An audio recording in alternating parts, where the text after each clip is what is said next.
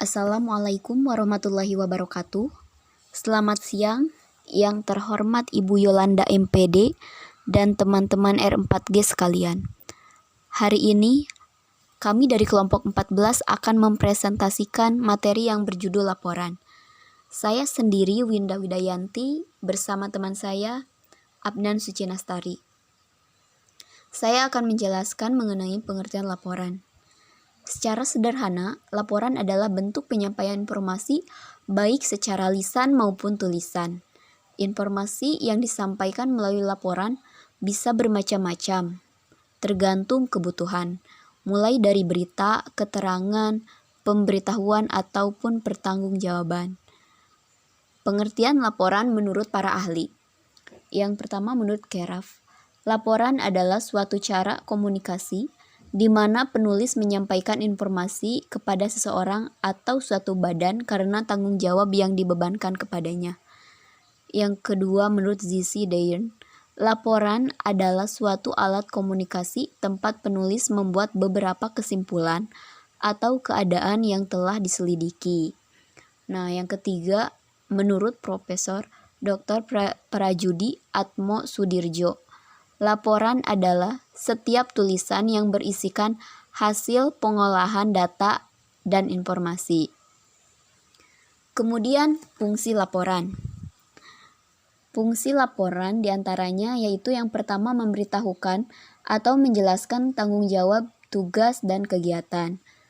Yang kedua, memberitahukan atau menjelaskan dasar penyusunan kebijaksanaan, keputusan, atau pemecahan masalah. Ketiga, merupakan sumber informasi. Keempat, merupakan bahan untuk pendokumentasian. Kelima, menemukan teknik-teknik baru. Kemudian, tujuan laporan. Tujuan laporan yaitu yang pertama, mengenal pasti masalah. Yang kedua, memberikan maklumat dan fakta. Yang ketiga, mencadangkan penyelesaian. Yang keempat, mencadangkan tindakan yang perlu dilakukan. Yang kelima, membuat kesimpulan. Kemudian menilai sesuatu kegiatan atau aktiviti. Yang ketujuh, membuat record atau rekaman suatu peristiwa. Yang ketujuh, menganalisi aktiviti perniagaan. Kemudian mensintesis sesuatu plan tindakan dan menguraikan suatu peristiwa, prosedur, tindakan, dan lain-lain. Kemudian, manfaat laporan. Yang pertama, dasar penentuan kebijakan dan pengarahan pimpinan. Yang kedua, bahan penyusunan rencana kegiatan berikutnya. Yang ketiga, mengetahui perkembangan dan proses peningkatan kegiatan. Yang keempat, data sejarah perkembangan satuan yang bersangkutan dan lain-lain.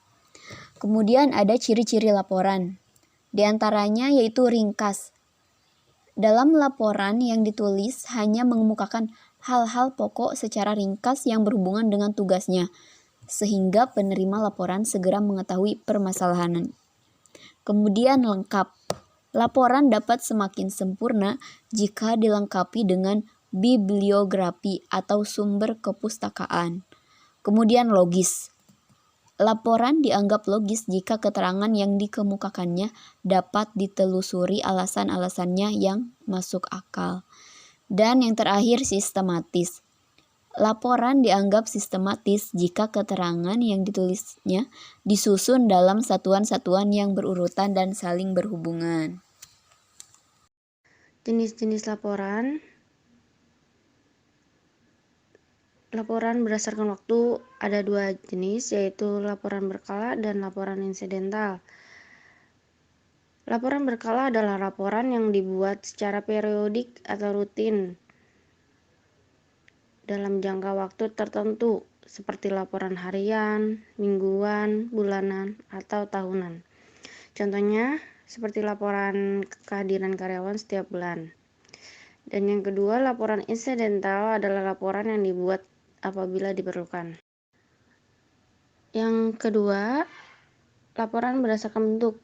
Yang pertama ada laporan berdasarkan bentuk surat, bentuk naskah, dan bentuk memo. Laporan berbentuk surat adalah laporan yang dibuat secara tertulis dalam bentuk surat. Isinya antara 1 sampai 4 halaman, contohnya seperti laporan jumlah siswa yang keluar dari suatu sekolah. Kemudian laporan berbentuk naskah adalah laporan yang disampaikan dalam bentuk naskah, baik naskah pendek maupun panjang, contohnya seperti laporan kegiatan kepanitiaan atau notulen rapat. Dan yang ketiga, laporan bentuk memo adalah laporan yang tertulis menggunakan memo. Umumnya isi laporan pendek untuk keperluan intern dan dilakukan antar penjabat atau pimpinan. Yang ketiga, laporan berdasarkan penyampaiannya, yaitu laporan lisan, tertulis, visual. Laporan lisan adalah laporan yang disampaikan secara langsung, dan laporan yang tertulis adalah contoh surat, naskah, dan memo. Laporan visual adalah laporan yang disampaikan melalui penglihatan, contohnya seperti disampaikan melalui media presentasi. Yang keempat, laporan berdasarkan sifat, yaitu ada laporan biasa dan laporan penting. Laporan biasa adalah laporan yang isinya bersifat biasa dan tidak rahasia, sehingga jika laporan dibaca orang lain tidak menimbulkan dampak negatif. Dan kemudian laporan penting adalah laporan yang isinya bersifat penting dan rahasia, sehingga hanya orang tertentu saja yang boleh mengetahuinya. Yang kelima ada laporan berdasarkan isinya, yaitu laporan informatif, laporan rekomendasi, laporan analisa, laporan kelayakan, dan laporan pertanggungjawaban. Laporan informatif ada laporan yang isinya hanya berisi informasi saja. Kemudian laporan rekomendasi adalah laporan yang isinya bersifat penilaian sekilas tanpa adanya pembahasan lebih lanjut. Yang ketiga, laporan analisa adalah laporan yang isinya berupa hasil analisa secara mendalam. Yang keempat, laporan kelayakan adalah laporan yang isinya berisi tentang hasil penentuan kelayakan atau pemilihan mana yang terbaik. Dan yang terakhir adalah laporan pertanggungjawaban, adalah laporan yang bersifat pertanggungjawaban tugas seseorang atau kelompok kepada atasan yang memberi tugas tersebut. Kemudian ada langkah-langkah membuat laporan. Yang pertama adalah menentukan masalah yang akan dilaporkan. Yang kedua, mengumpulkan bahan, data, dan fakta. Yang ketiga, mengklasifikasi data. Keempat, mengevaluasi pengolahan data. Dan yang terakhir, membuat kerangka laporan. Dan hal-hal yang perlu diperhatikan dalam membuat laporan, yang pertama harus jelas dan cermat. Yang kedua, mengandung kebenaran dan objektivitas. Yang ketiga, lengkap. Yang keempat, tegas dan konsisten. Kelima, langsung mengenai sasaran. Yang keenam, disampaikan kepada orang dan alamat tujuan yang tepat. Yang ketujuh, disertai dengan saran-saran. Yang kedelapan adalah tepat waktu. Dan yang terakhir adalah struktur atau kerangka laporan, yaitu ada pendahuluan, batang tubuh, dan penutup.